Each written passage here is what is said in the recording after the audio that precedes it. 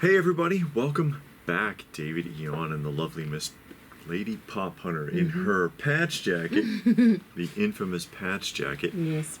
with another discussion. It's a top 10 Yeah, list. this one is a top as 10. it were. And it's the top 10 reasons to collect. And of course, we can't tell you why you collect. Yeah. And we could just say nostalgia and then just get up and walk away, because that's one of the main reasons that most people do.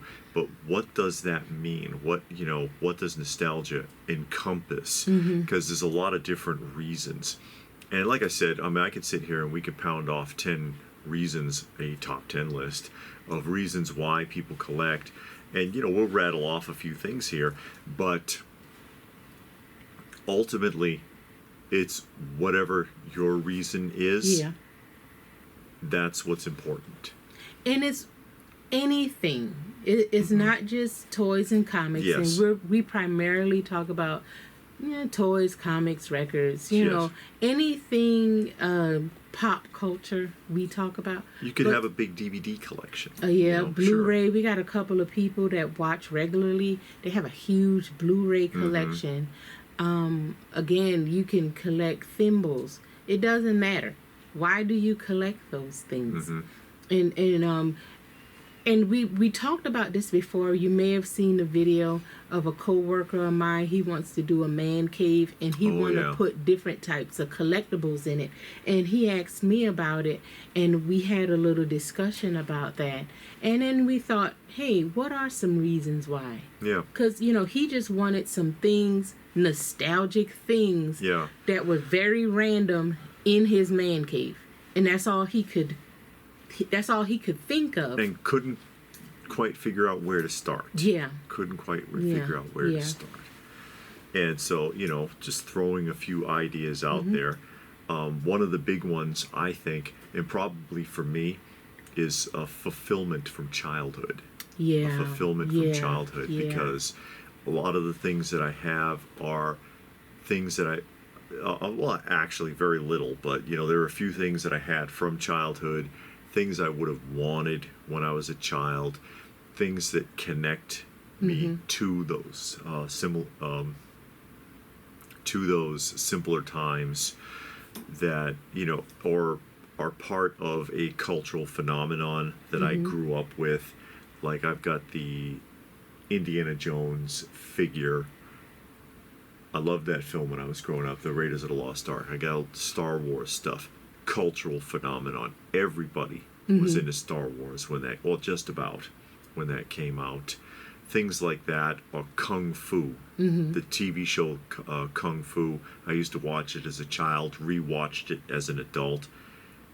Couldn't have possibly appreciated it as a child for how good it actually was. I've got the Lunchbox. I've got the DVD box set. So I think for a lot of people, it's fulfilling something from childhood, either that you miss or that you never had. Yeah, you never had it because your family couldn't afford it. I mean, some people were well-to-do. Their family had a little bit and didn't mind spending. Other people like me and David, our family didn't have a lot. Yeah. And, David didn't get hardly nothing. I got hand-me-downs or some scraps or whatever my mom and dad could scrap up. Yeah. One reason I collect records a lot is we always had a record player, and we listened to the radio. My grandmama listened to the radio all day, except for when the soap operas came on, then she turned it off. When the soap operas went off, she turned it back on. I always had a radio in my room. I would record off of the radio. Your favorite song come on and you hit the record button. I would do that. Make your mixtape. Make my mixtape. Mixology. Yeah. And then I got older and my dad started buying me CDs. And now that I'm older, I appreciate records a lot. So I buy the records that I never had, of artists that I liked or just discovered. The toys, I never had any of the toys that we have now. Sure. I have one thing, well, two things from my childhood: a record and a bed sheet. The only things I have from my childhood. Now, my original CDs that I had from when I first started buying CDs, I still have every one of them. That I kept. But, I just never had anything. So now, like he said, fulfillment from your childhood, having those things that you never had before. Yeah. Mm-hmm. Another reason might be as an escape from reality. Yeah. A reality pounds the life out of you all day long, and you can withdraw into your hobby. And it doesn't necessarily even need to be collecting. It could be any kind of hobby. Mm-hmm. Any kind of hobby. You might do woodworking. Mm-hmm. You might carve wood. You might do welding. Any kind of hobby. Yeah, that fishing. You can escape. Yeah, you can move away from what's going on in the world. Mm-hmm. And that ties into, I guess the third one would be that it could be a sanctuary for you. Mm-hmm. So like this is our sanctuary where since our hobby draws us away from the rest of the world and the hubbub of the world, as it were, that we have a safe place to do that. And this can provide that. And I know we're fortunate enough right now that we have a large space that we can use. Mm-hmm. Some people can't. Yeah. For some people, it might be a walk-in closet. Yeah, it might be the laundry room. Yeah. And that's fine. You make it the best. If all you have is a closet, you paint it, you put some shelves in there, and you put your stuff up. Rotate it out every 3 months. If you got laundry room, I think it's a guy on YouTube. He's called the laundry room collector, something like that. Yeah. And he is in a laundry room, but you fix it up nice. If you always wanted LED lights, you run LED lights around it. You make it the nicest collection. You take that space, however big it is. It could be 1 by 1. You make it the best it could possibly be. And I've seen that also in people's apartments. Yeah. They don't have a lot of space, but they set up a shelving unit and they load that shelving unit out the best they can. Yeah. So as long as you don't get overwhelmed and make a clutter out of it, but do the best you can with it. Really appreciate it. Yeah. Put that time and energy into it. And don't feel bad because your space isn't as big as the next man's space. The grass ain't always green on the other side. It's still got to be cut. Take your grass, water it, cut it, edge it, and the same with your room. Paint it, dust it, mop the floor, vacuum, whatever you got to do, and put your stuff up. Keep it clean and dusted. You got it. You'll be all right. Go ahead. Another one, and it kind of ties in with the first one, is number 4, I guess, replacing lost memories.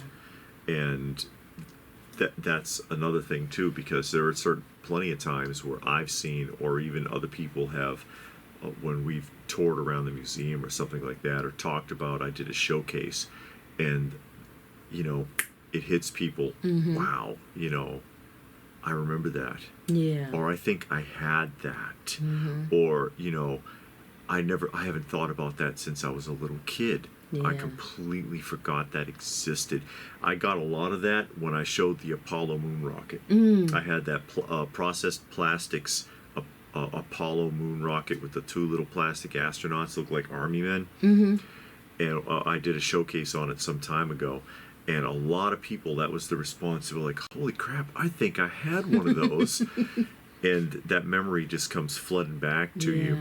And then, it might remind you of a lot of other things. It might bring a lot of things to the forefront. There's a lot of enjoyment in that, or satisfaction in that. Mm-hmm.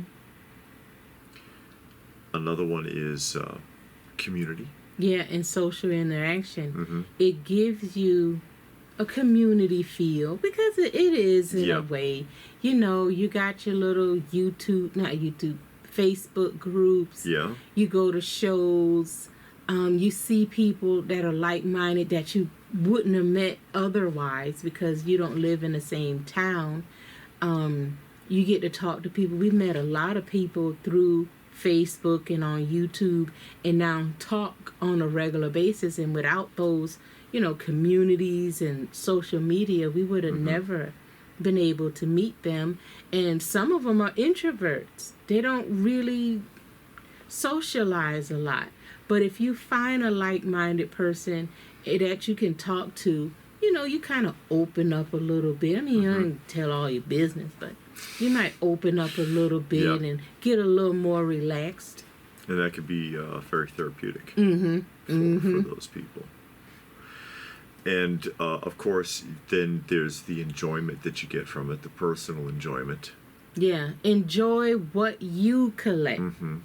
Don't enjoy what other people collect. Or you collect because somebody says, well, everybody else is getting the Star Wars Black Series or whatever the popular thing is. And then you get it and you're like, I don't really care for this. I never saw Star Wars before. But everybody else got it. Yeah. So, if you like something, it doesn't matter that it's not the most popular thing. That's what you like. And it's okay because, okay. But you just get things you like. I was going on a bunny trail, but I'm not going to do that. Yeah, you just, it's for the personal enjoyment of it. Even if you can't share it with anyone else. Yeah. Because as we pointed out, it does give you the opportunity to reach out and to involve yourself in a community. But if you can't, and it's just you can still enjoy that. And everybody needs something like that in their lives. Yeah. Now, this one people are going to probably buck a little bit on. Yeah. And that is an investment. Yeah, because I buck on that one. Yeah, and that's fine. But there are people, who do it as an investment, but even if you're not thinking of it in terms of, okay, this is worth this and this is worth that, it is an investment of your, not just your money, but your time, of your energy. You're putting a lot into it. Yeah, the space that it takes to house it. You're investing a lot in it, whether you realize it or not.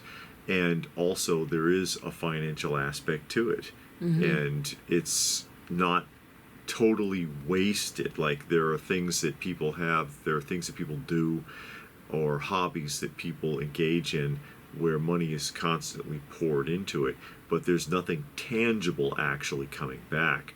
These are tangible goods, and they can be rotated if it becomes necessary. Yeah. So they are an investment whether people like to admit it or not. Yeah, it is. And even if you bought something for $1, that's your dollar that you invested in. And you want the best of whatever you can get. If you get comic books, you do want the best that you can afford.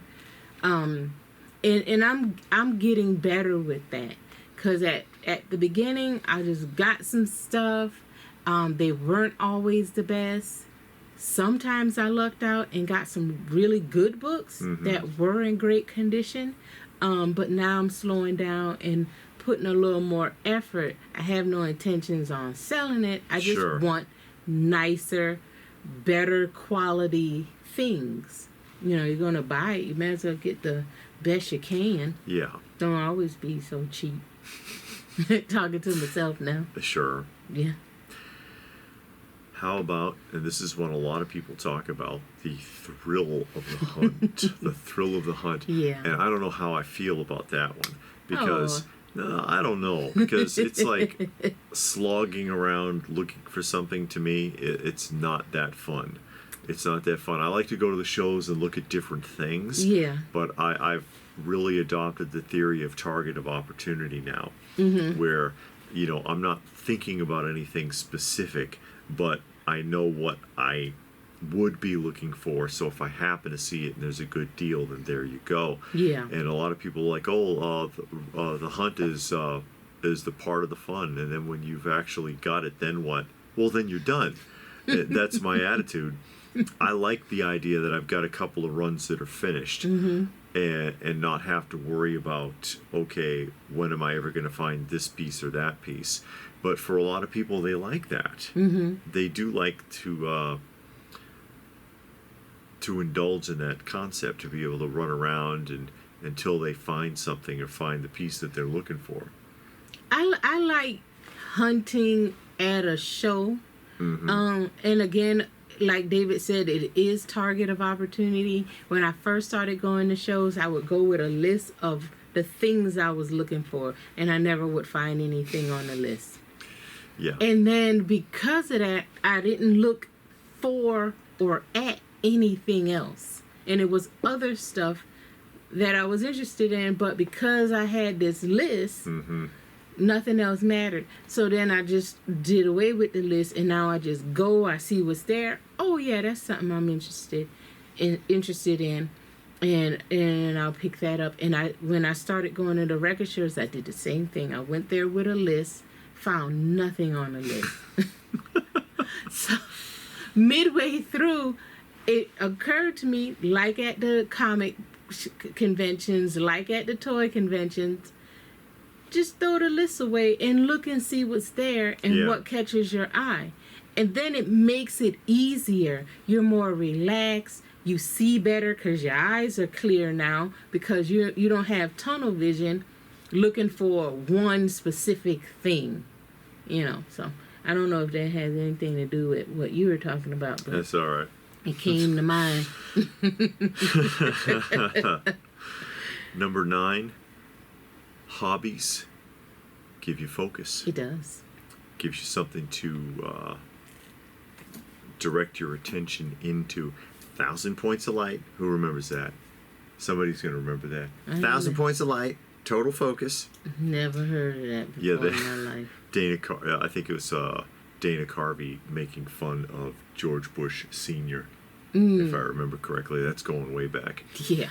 But anyways, it does give you focus. It gives you something to put your energy into, instead of just being all over the place or just being blank, just being carte blanche all the time, and sitting there and just vegging out in front of the TV. And you've got something to occupy your mind, which is very important.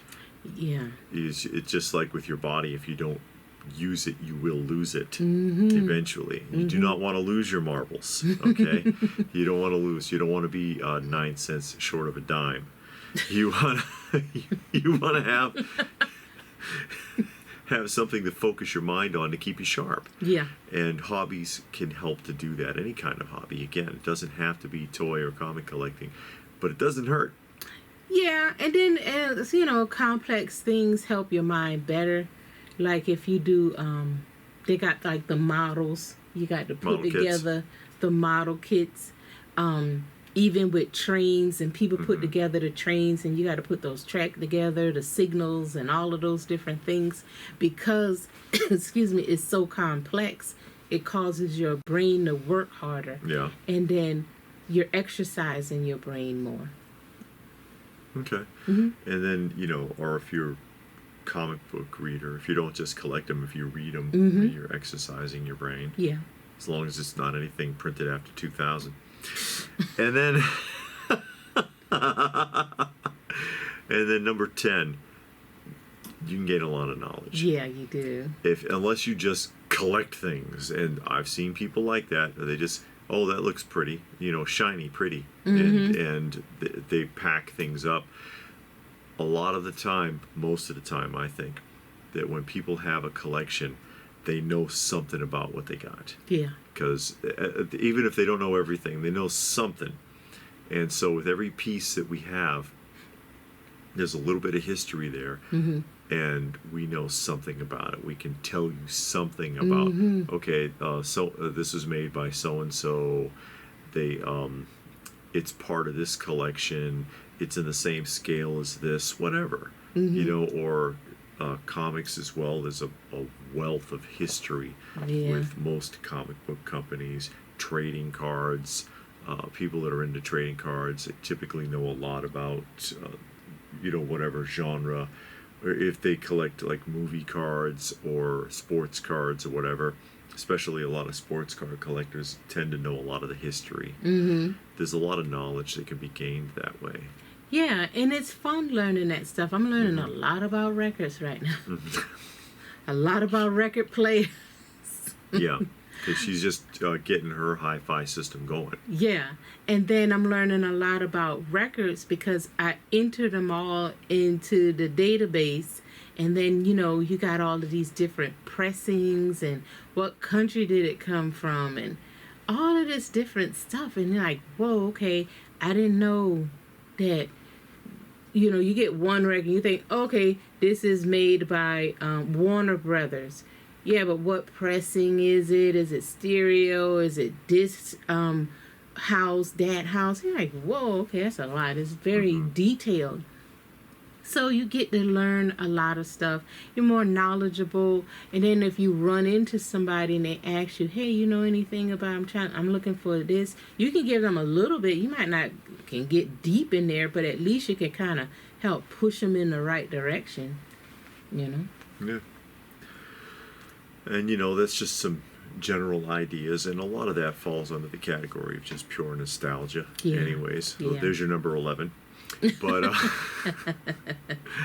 but I'm sure some of you could give us a lot more reasons. Yeah. And you can go ahead and tell us about it in the comments section down below.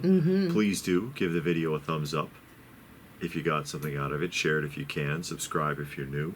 All of that good stuff. And if that is it, then what more can we say? But thanks for watching, and we will see you again soon.